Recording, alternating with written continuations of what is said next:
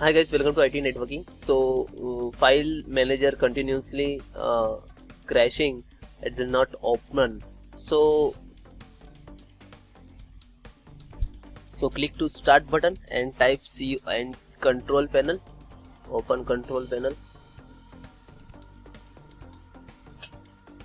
category, small icon, and file explorer options.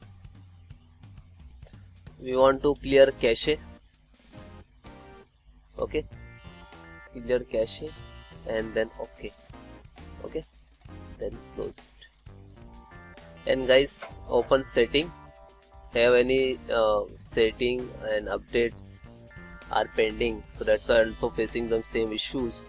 So firstly, if you check to your system update is pending, so click to run and install again. Okay,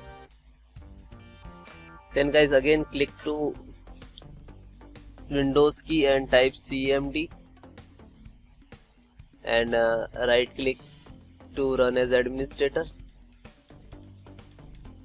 Yes, type sfc space /scan now and then enter. This command only run for administrator rights, so please you right click to run as administrator click. And one more thing, this command you for repair command means your some files is corrupted, so automatically restore and repair these files only, not systems. Okay, so fully 100% complete and then close. I am just minimize. Okay guys, when complete and then restart your system and then check. Okay.